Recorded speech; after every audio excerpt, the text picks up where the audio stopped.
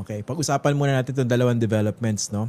Una, itong pag-affirm ng ICC doon sa kanilang jurisdiction. What does this mean? Ang audience natin dito yung mga ordinaryong Pilipino. At pangalawa, yung confirmation of charges against the former president. So, dalawang magkasunod pero Mm. magkaibang chamber. O, yung isa sa trial court, yung isa sa Supreme Court. Yung patungkol po sa jurisdiction ay sa kapangyarihan ng ICC na pagpasyahan ang kahit ano dito. Kaya napaka-crucial nito. Kaya lang, ang punto noon, ang stage na kasi niya, appeal. Meaning, may nauna ng desisyon, umapela na lang yung mga kampo ni Duterte. Kaya medyo, kumbaga, pumasok sila doon na medyo dehado. Yung desisyon sa confirmation of charges ang bago, kumbaga, first time nagkaroon ng desisyon patungkol dito. Kung meron bang ebidensya patungkol dun sa mga naganap. At yun yung sinubukan ng prosecutor na i-establish nung February. Ito po yung pinanood natin, yung minonitor natin.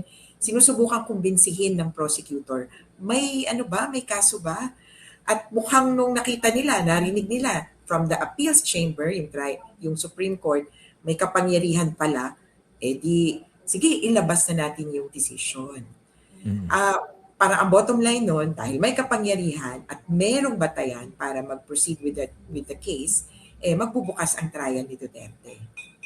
Okay, so definitely pwedeng sabihin na papunta na tayo sa exciting part. Ito yung trial mismo. Oo, pero hindi ito tipong pasabog o kaya yung hinahanap natin sa pelikula na magsasampalan ng mga bida at kontrabida. Ano po to, mahabaan na kaganapan. Kaya po, nabanggit ko na rin, maghanda na ng maximum 10 years. 10 Isipin nyo years. na kung nasaan kayo, ilang taong kayo in 10 years, maximum naman yun.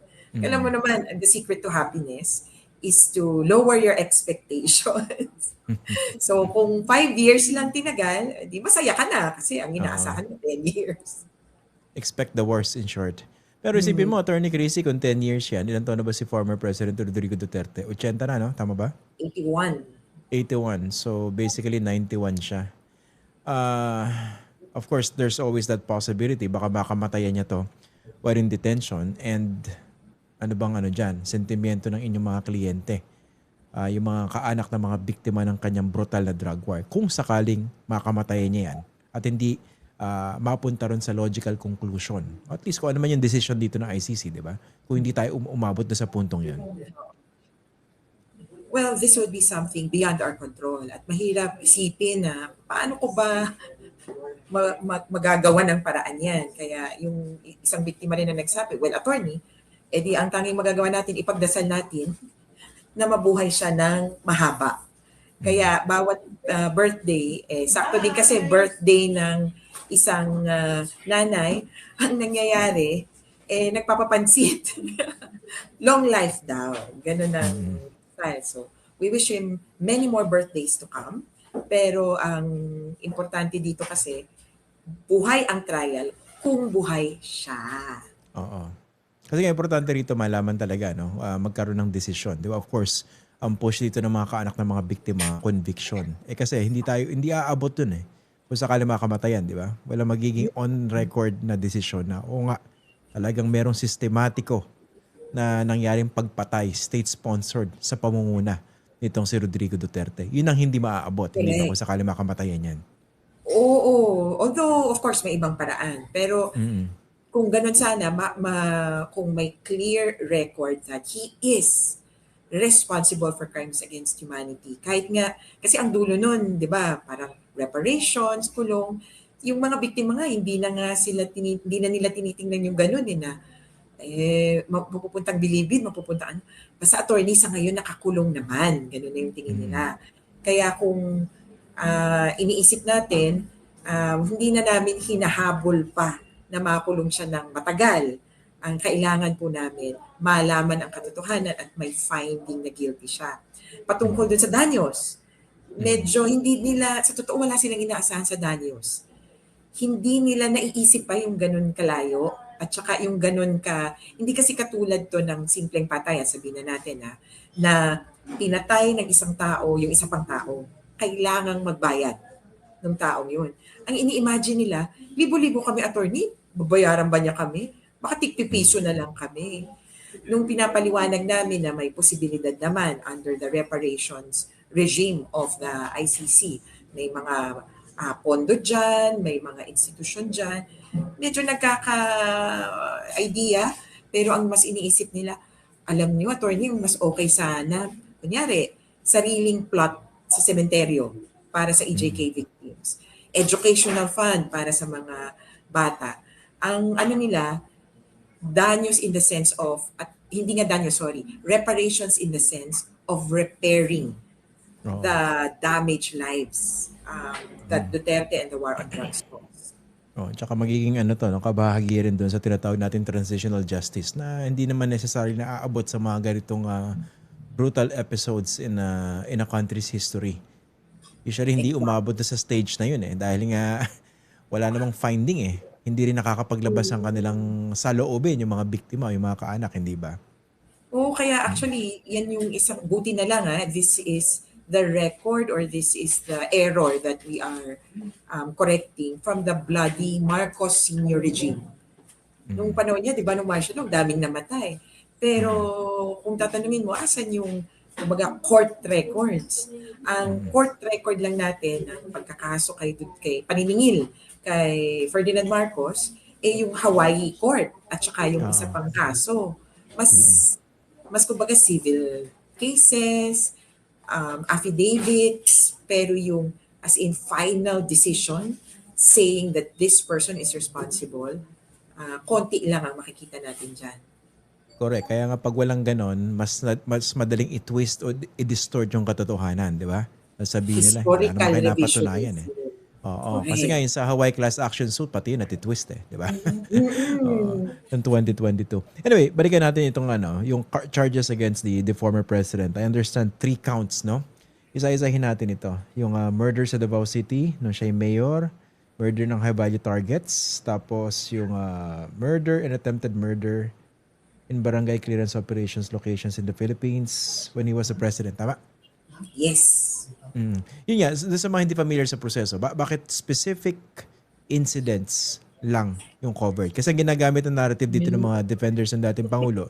Sabi nyo, libo-libo yung patay bakit kakaunti lang yung mga biktimang binabanggit nyo dito? Yung, again, yung itsura kasi nito ay yung kaso, huwag natin kakalimutan, yung overall, kumbaga, yung pinakaugat, ang kaso ay crimes against humanity.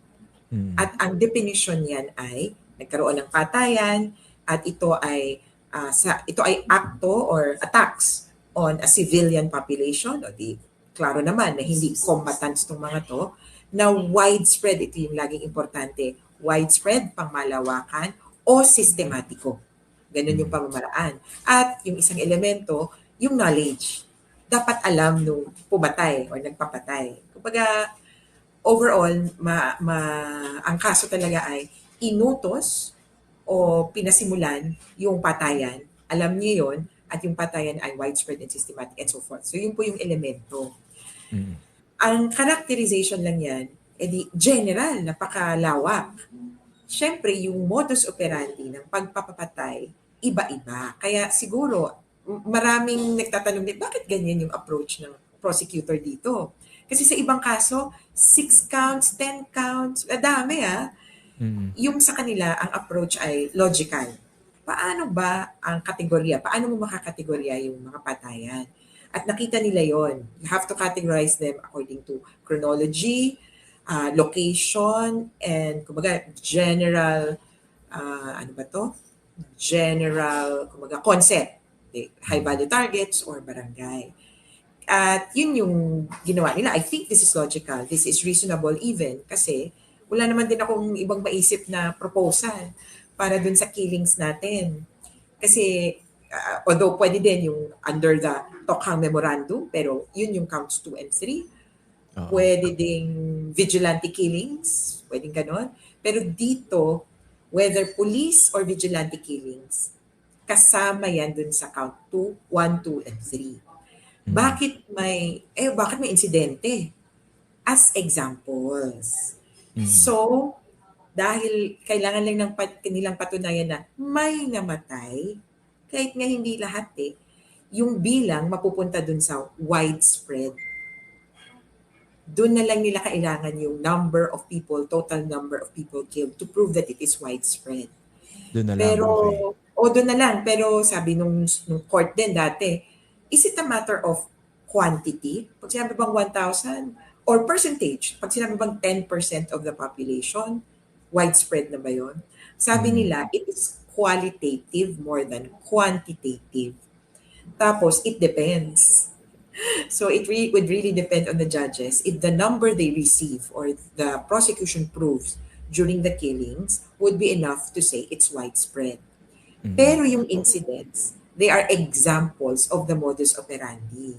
Kaya po, yung count 1, ito yung example ng count 1. Papatunayan nila, papakita nila na ito yung pangyayari. Sa count 2, ito yung example. Sa count 3, ito yung example. Ang mapapatunayan naman doon, systematicity.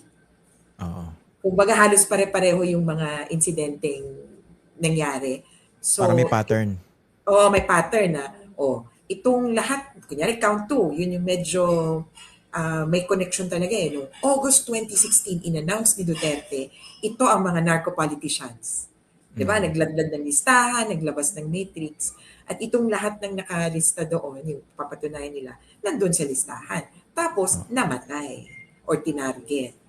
Kaya, it's a matter of appreciating what the crime is. Para sa karamihan po kasi, kala nila, murder ito.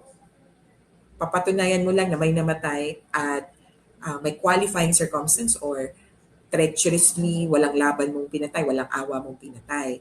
Kaya, dapat 30,000 counts of murder. Hindi po yan ang krimen. Tsaka isa rito, yung sinasabi niyo ba medyo pilosopo. Bakit niya ba binibintang kay dating Pangulong Rodrigo Duterte yan? Wala naman siya dun sa pinangyarihan ng krimen. Hindi naman siya yung kumalabit ng gatilyo. Tsaka yung pangalawang tanong ko, Attorney Chrissy, no? Sinabi mo yung pattern, kapag sinabi niya meron siyang ganitong drug list, yung marami rin sa mga nasa listahan namamatay isa-isa Paano man yan dinidiinan niya pagkatapos? Kunwari, di ba yung bloody, ano ba yun? Is a bloody incident sa Bulacan? Yung single most 32 in one night, di ba? After nun, diniinan pa niya, di ba? Parang sabi niya, nakalimutan ang isa quote niya, no? Parang kung pumatay pa kayo ng ganito karami, I'll be happy. Something like that, di ba? So yun, how would the pronouncements like that affect his case in terms of the pattern and systematicity that you're talking about? At saka yung una yung tinatanong ko nga. So yung una, nakalimutan ko na yung una. wala naman siya dun Kaya po indirect. So nakalagay din yun sa document, indirect co-perpetrator. So okay na po ba yun? Kasi kung pumatay, direct.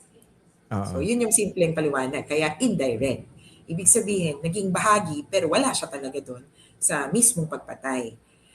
At yung statements niya, dito naman yung tanong, yung statements niya come to the level of incitement. Ito ay isang, kumbaga, konsepto na kapag sinusuhayan mo, kapag ini-encourage mo, kapag sinususulan mo yung isang tao na gumawa ng masama, at kadikit niyan, nagkikreate ka ng environment para gawin niya yung masama. Kunyari, nag-uutos kang pumatay. Patayin mo. Sige, go. Tapos, ito, may baril. Nag-iwan pa ng baril dun sa gitna ng nagagalit na tao. Okay ba? Go. Yan ay pwedeng masama sa konsepto din ng mukhang ikaw ang nag-utos, ikaw ang nagbigay daan ng kaganapan. Kaya 3 ways actually yung approach ng ICC dyan. Una, siya yung nag-utos directly na itong mga to patayin. At yun yung, sino ba ito? Paruhinog, Kerwin Espinosa, kumbaga may direct orders. Mukhang gano'n, may magsasabi. At palagay ko, mas lulutang ito dun sa DDS killings. Kasi nga daw, sa DDS killings, ang itsurahan nila, kailangan in-approve ni Superman. Who was Duterte allegedly? Ni Duterte, ni Mayor, kailangan may go signal bago sila pumatay, sino man yan. Noon pero dito sa Tokhang killings, mukhang iba na yung naging proseso. Either announcement, either drug list, o kaya may magbubulungan na, ito daw, pinapasabi, ito daw yung titirahin natin. So, 1, direktang utos. Pangalawa, yung pagbuo ng atmosphere at yun nga, pag-encourage. And lastly, aiding and abetting. Yung aiding and abetting, parang ano ba, yung accessory to the crime. Parang pinatakas mo pa o kaya may pumatay tapos dumating yung police, sabi mo, ay wala ditong pinatay, doon, tumakbo. So, Oo. naging kasapakat ka in a way. Tumulong ka kahit hindi ikaw yung pumatay. So, yung aiding and abetting ay isang paraan din kung paano niya ginawa yung krimen. So, Oo. ito yung proposals ng prosecutor. At ito yung susubukan nilang iharap. Pero sa ngayon, mukhang nagpo-focus ang korte doon sa indirect criminal responsibility niya sa mga pag-uutos.